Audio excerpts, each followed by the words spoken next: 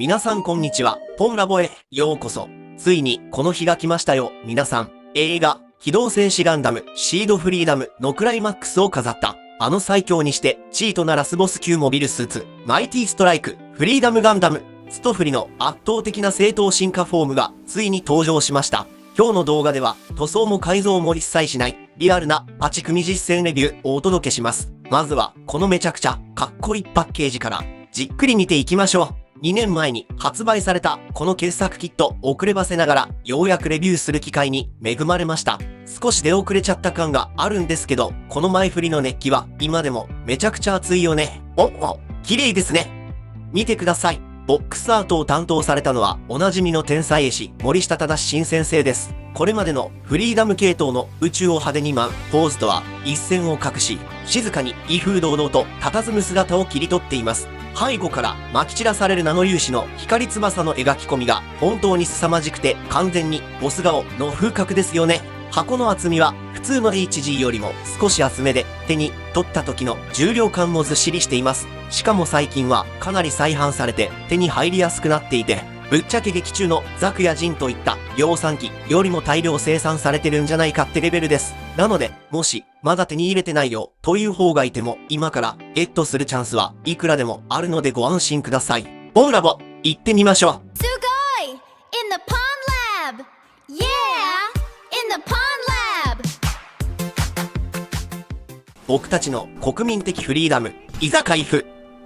白い外装パーツが箱いっぱいにパンパンに詰まっています。袋は全部で4袋。そしてここで皆さんに朗報です。今回のキット、まさかの2016年発売のキューストフリの流用ランナーは一切ありません。外装から内部の関節フレームに至るまで完全新規造形の 100% ニューモールドです。これ、すごくないですか？めちゃくちゃ重要なポイントで、91GCE も名作でしたが、やっぱり10年近く前の設計なので、今回はまさに新世代のガンプラに生まれ変わった感じですね。ランナーを眺めているだけでも思わずテンションが上がってしまう3つの見どころを発見しました。リアルメタリックグロスインジェクション。この金色のパーツ、ただの安っぽい黄土色じゃありません。表面がツヤテカで光沢感があり、周囲の光をきれいに反射して高級感のあるゴールドを再現しています。しかもバンダイさん、ウイングに挟まるゴールドと関節のゴールドで2種類の異なる色味を使い分けるこだわりっぷりです。変更成形パーツ。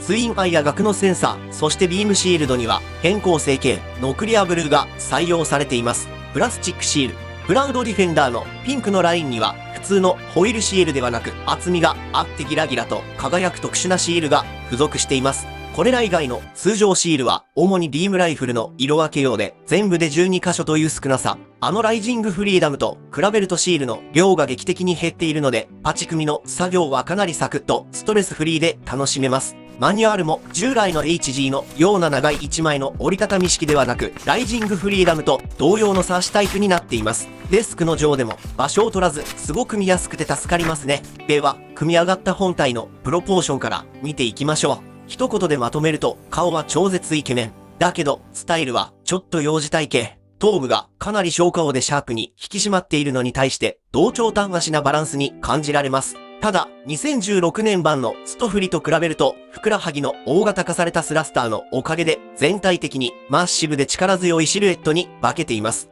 カラーリングの大きな変更点としては、キューストフリでネイビーだった成型色が漆黒のブラックに変わったことです。これによって全体がぐっと引き締まり、気品と風格が格段にアップしています。太ももは筒状のワンパーツ成形なので、みんなが気にする合わせ目は一切ありません。ただし、ここで最初のリアルな注意点。この機体、ほぼ自立しません。クラウドディフェンダーのウイングが巨大すぎて重心が完全に後ろに持っていかれます。ディスプレイするときは台座を使うか少し前傾姿勢に立たせてバランスを取る必要があります。続いて、このキットの最大の目玉であるシードアクションシステムの稼働範囲を見ていきましょう。首の引き出しギミックやお腹のクリック感のある前屈は本当に優秀で、劇中のあのかっこいい飛行ポーズがバシッと決まります。ただ、逆にお腹を後ろに大きく反らせすぎると、胸のイヤーマーとの間にかなり大きな隙間が空いてしまうので、ここは少し違和感があるポイントかもしれません。そして、ここからがガチで注意してほしいポイントです。このキットはポリキャップレス構造なんですが、ゴールドのグロスインジェクションパーツの噛み合わせが鬼のように硬いです。肩の引き出し関節、マジでガチガチです。股関節の内部軸、太もも、ロールさせようとした時、軸が硬すぎてプラスチック自体がねじれ、白化しそうになりました。ここは安全のため、400番のヤスリで軸を軽くガリガリ削って調整することを強くお勧めします。足首のボールジョイント、ここもバカみたいに硬いです。無理に曲げようとすると、すぐ上にある C 型ジョイント、歪めるか、最悪叩き折ってしまいます。ただ、これだけ関節が渋いおかげで、スタンドに飾った時の安定感は抜群。さらに、素晴らしいギミックとして、股関節の軸を下にスライドして引き出せる構造になっています。これのおかげで、足をきれいに内側にクロスさせた後輪ポーズがめちゃくちゃ美しく決まります。さらに手首の目元にもう一つスイング可動軸が追加されているので、刀を振るポーズが人間の手首のように自然に決まるのも素晴らしい進化です。ここからは武装類のレビューに行ってみましょう。まずは実体験の普通の見た目。この刀、刃の部分に2種類の表面仕上げが施されていて、刃先がツルツルの光沢仕様、それ以外がザラザラしたマットな梨地加工。ただのプラスチックの棒とは思えないほどの高い質感が再現されています。ただ、残念なポイントとして、柄の後ろ側のゴールド部分に色補填のシールがついていないので、スクミだとちょっと後ろ姿が寂しい印象になります。また、ウイングの横のクリップに挟んでマウントする構造なんですけど、ここ、全塗装する人は、すれて 100% 食ハゲするので気をつけてください。そして、個人的に今作で一番ストレスだった、ポロリポイントが腰のビームサーベルの絵です。レールガンの上にただポンと乗っかっているだけの固定方法なので、ちょっと手が触れただけでポロポロと簡単に落ちちゃいます。その代わり、劇中で見せた連結状態のサーベルが最初から連結状態の固定ワンパーツとして1本丸々付属してくるのは最高です。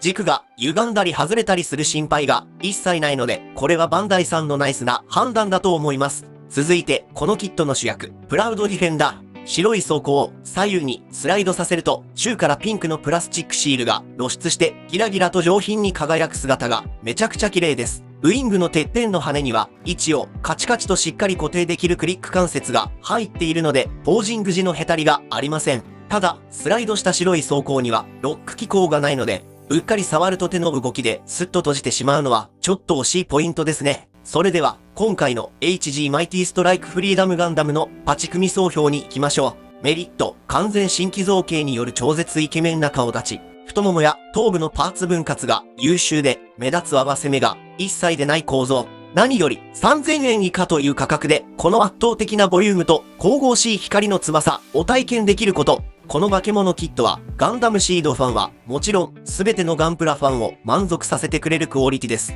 もしお店やネットの再販で見かけるチャンスがあれば、迷わずゲットして、ぜひこの素晴らしい体験を味わってみてください。というわけで、本ラボレビュー、これにて完了。今回の動画が少しでも役に立った、面白かったという方は、ぜひチャンネル登録とグッドボタンをよろしくお願いします。皆さんの感想やアドバイスもコメント欄でたくさんお待ちしております。それでは、また次回の動画でお会いしましょう。楽しいガンプラライフを、バイバイ。